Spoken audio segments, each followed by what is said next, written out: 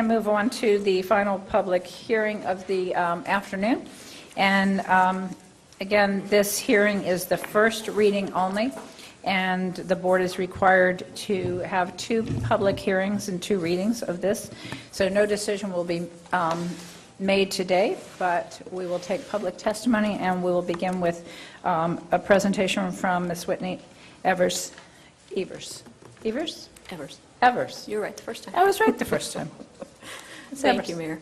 Good afternoon. Happy Halloween, everyone. Whitney Evers with the County Attorney's Office. I am happy to be here today to talk to you about land development regulations for medical marijuana. As you may recall, in July of this year, you had asked us to come back to you with 2 ordinances for medical marijuana, one allowing dispensing facilities and one banning them. Both of those ordinances are obviously on your agenda today. I will go through both of them, but in the interest of time, I know everyone wants to get home for Halloween. I'm just going to do one presentation that covers both ordinances. Also, you've heard quite a bit from Ms. Burkett and I over the last several years on the history and the timeline and the changes in the medical marijuana legislation. I'm not going to rehash that, but obviously if you have any questions about that, feel free to stop me. So a brief outline of the presentation. You've got 2 ordinances, as we mentioned. Both of those ordinances contain a set of identical provisions specifically relating to cultivating and processing, as well as an identical definition section. I'm going to go through those first, and then I will move on to the sections that differentiate these ordinances, specifically the dispensing provisions. I'll go through the one allowing them first, and then the one banning them. I do have a couple changes that need to be made, so I'll go through those after that. I'm going to give you a sampling of other jurisdictions and what they're doing. Then I'll move on to the P&Z recommendations and then the next steps. Starting with those identical provisions, as you'll recall, the legislation passed this year created some new verbiage as it relates to medical marijuana, so we needed to input definition sections into both of these ordinances, so we've included those appropriate terms. And just as a reminder, the umbrella organization that we're talking about here is a medical marijuana treatment center, or an MMTC. That is then broken down into the cultivating facility, which grows the plants, the processing facility, which processes those plants into the end product, and eventually the dispensing facility, which sells the end product to the authorized patient or caregiver. In both of these ordinances, cultivation facilities would be allowed in agricultural districts, specifically A1 and A2. Processing facilities would be allowed in industrial districts, I2, I3, and I4, as would any facilities that combine cultivating and processing into one facility. Both the cultivating and processing facilities would be required to maintain a valid state license as well as the appropriate authorization for either cultivating or processing. They would need to obtain a building and/or use permit as appropriate. They would also need to maintain a 500-foot distance separation from schools and comply with state-approved security measures. Lastly, they would need to allow the appropriate inspections so that we could determine compliance with the ordinance. All other regulation on cultivating and processing has been preempted to the state. You've seen these next couple of maps before, but again, as a reminder, the areas in green on this map are the areas within the county that are zoned A1 or A2, including that 500-foot buffer from schools, and that's where a standalone cultivating facility could locate. As you can see on there, that's over 253,000 acres of the county. The areas in purple on this map reflect the areas of the county that are zoned I2, I3, and I4, again, including that 500-foot buffer from schools. This is where the processing facilities could locate, including any facility that combines cultivating and processing. And as you'll see, the areas on here total over 9,300 acres of land. Keep in mind, though, that the areas that you see in purple do not include any areas of the county that are zone planned development that may include industrial usage, so obviously these areas would be a bit more than what you see on the map. Also, I mentioned this last time we were here, but right now the state only allows vertical integration on MMTCs, and so we are more likely to see a combined cultivating and processing facility as opposed to separate facilities. I have reached out to some of the folks in the industry, and they've confirmed that that is actually probably going to be the case. So more than likely we're going to be looking at this map as opposed to the first one that you saw with the agricultural zoned areas. Moving on to the provisions that differentiate these ordinances, and that is the dispensing provisions. First ordinance I'll discuss would repeal the existing moratorium, and it would allow dispensing facilities within unincorporated Orange County. Keep in mind, we are not allowed to limit the number of dispensing facilities under the statute. Additionally, the statute says that dispensing facilities must be zoned just like a pharmacy. They cannot be located within 500 feet of the real property that comprises a public or private elementary school, middle school, or secondary school, unless, and this is different for dispensing facilities than it is for cultivating and processing, unless the location is approved at a formal proceeding open to the public at which the county determines the location promotes public health, safety, and general welfare of the community. So a 500-foot buffer, unless you all determine at a public hearing that it can be less than that. Lastly, we cannot charge permitting fees in excess of the fees charged to pharmacies. So, should you choose to allow dispensing facilities within unincorporated Orange County, they would be zoned either C1, C2, or C3, just like a pharmacy. And similar to the cultivating and processing facilities, they would need to maintain that valid state license and authority to dispense. They would have to obtain the appropriate building and/or use permit, maintain that 500-foot separation that we talked about, comply with state-approved security measures, and allow the appropriate inspections to determine compliance. However, the difference between cultivating, processing, and dispensing is that dispensing facilities also have a prohibition on the sale of non-medical marijuana, alcohol, drug paraphernalia, illicit drug-related products, and they also may not dispense medical marijuana from the waiting area of the facility. They also are required to meet the appropriate parking requirements, which in this ordinance, the off-street parking requirements would treat them as a retail business. They would need to have adequate seating for both patients and invitees to discourage loitering, and they may only dispense from the facility between the hours of 7 a.m. and 9 p.m., but keep in mind they are authorized to do all other activity as well as deliveries 24 hours a day. Lastly, they would need to have state-approved signage that would also meet the county's code requirements as well as any applicable plan development requirements. So again, you've seen this map before, but the areas in red are the areas in the county that are zoned C1, C2, and C3, including that 500-foot buffer, and this is where those dispensing facilities could locate should you choose to allow them in the county.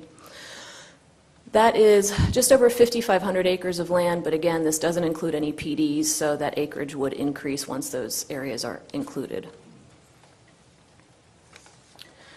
Moving on to the ordinance that would ban dispensing facilities.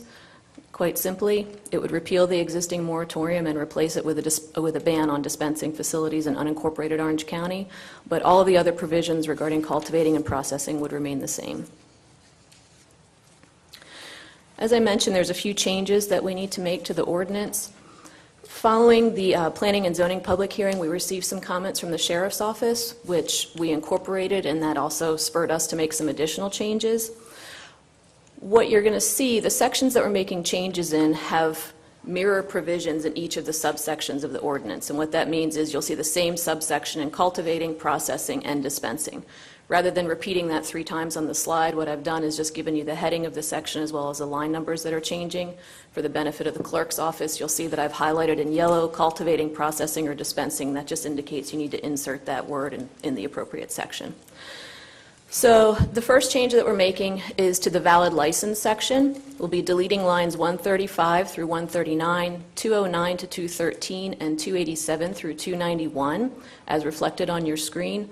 The first sentence just discussed inspections of the facility, and we actually have a separate section that deals with inspections, so we chose to remove it from here and add it into that section.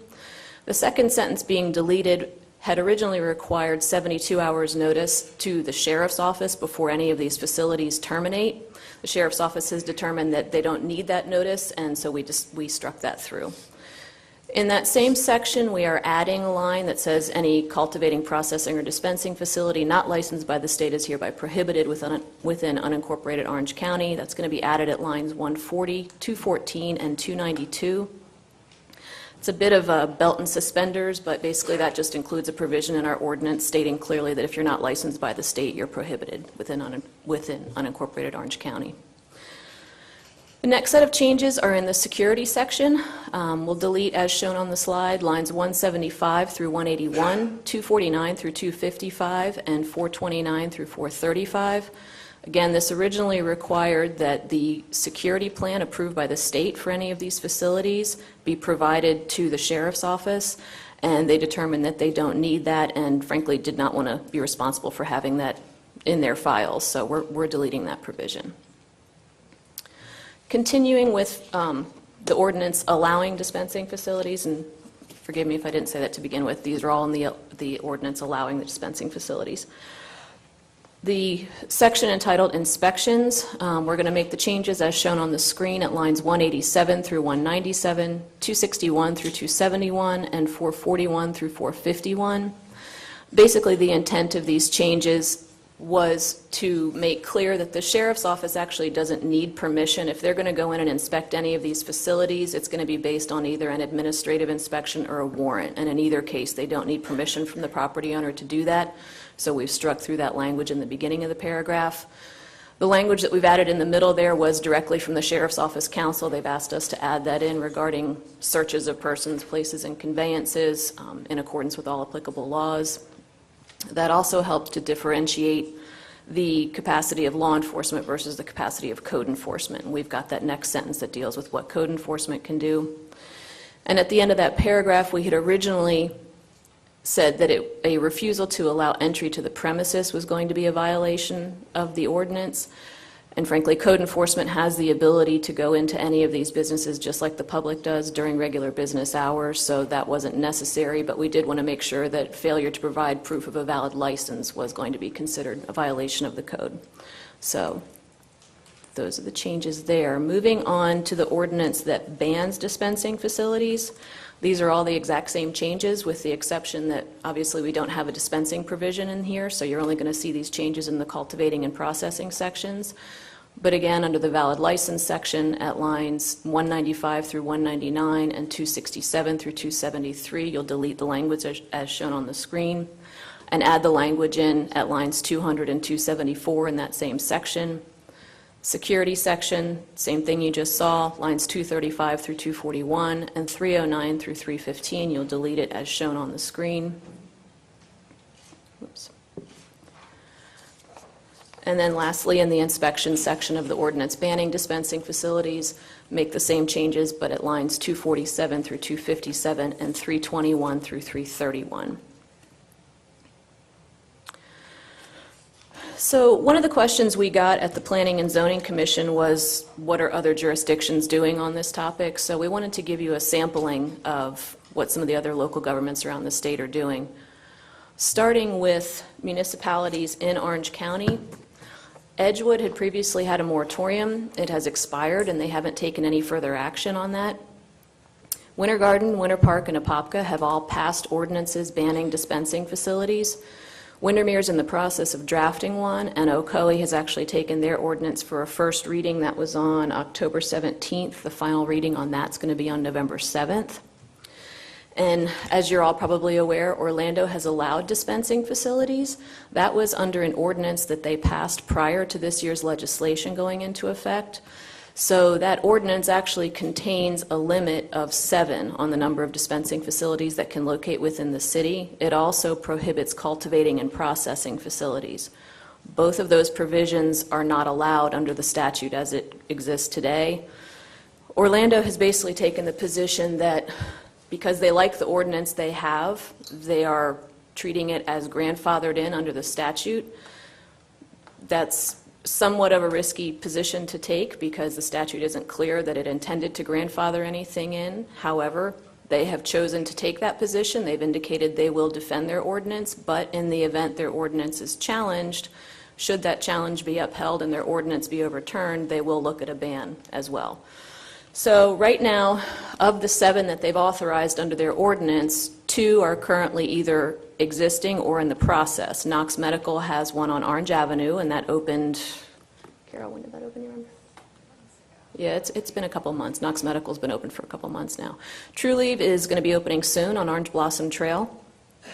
And I'm not aware of any others in Orlando at the moment, but as I said, they've got up to 7 that are allowed in the city, so they may get some more. Around the state and other jurisdictions, Seminole and Hardy County have already passed a moratorium. Those are existing. Osceola and Brevard counties are currently working on a moratorium. All of the counties listed on here as having banned dispensing facilities have already adopted those ordinances. However, Sumter County had an ordinance in place prior to last year's legislation, so they actually have 2 dispensing facilities that were grandfathered in under their original ordinance, but they've banned anything else going forward. Oh, I also want to point out that in Lake County, both Mascot and Mount Dora have indicated that they will allow dispensing facilities. Mount Dora needs to amend an existing ordinance, and then Mascot has indicated they're just going to allow them like any other licensed facility. All of the counties that you see there listed as allowing dispensing facilities are in the process of developing those ordinances. I would also point out that the city of Oviedo has indicated they're in the process of developing an ordinance to allow dispensing facilities. Moving on to the planning and zoning recommendations. The public hearing for both of these ordinances was at the P&Z on October 19th. And after a fairly lengthy discussion, P&Z expressed a great deal of frustration at the position that local governments have been put in by the lack of home rule in this legislation. Ultimately, though, they did vote to make a finding of inconsistency with the comprehensive plan and recommend denial on the ordinance allowing dispensing facilities. And they made a finding of consistency with the comprehensive plan and recommended approval on the ordinance banning dispensing facilities. However, they did make a recommendation that our legislative delegation request that the legislature provide greater home rule authority going forward and reconsider this legislation. They also suggested that should you all choose to ban dispensing facilities, that perhaps we revisit that after the next legislative session to see if anything has changed in the law. As for the next steps, obviously we're here today at the first of 2 required public hearings for this. No action is needed today. We will be back on November 14th at 5:01 for the second and final reading and adoption on this. You will need to take a vote on both of these ordinances individually at that time. And with that, that concludes my presentation. Staff is here to answer any questions. In addition to myself, we've got Carol Burkett from the Orange County Drug-Free Office. We've got Carol Knox and Tim Boldig from Zoning. And from the Sheriff's Office, we have Captain Espinosa, Chief Deputy Larry Zwig, and Major Rick Mealy. Thank you, Ms. Evers. Okay, now that we have concluded the portion of the presentation, John, I know that we have 25 speakers, is that correct? And they will be given 2 minutes each, and at this time I will go ahead and open it up for public comment.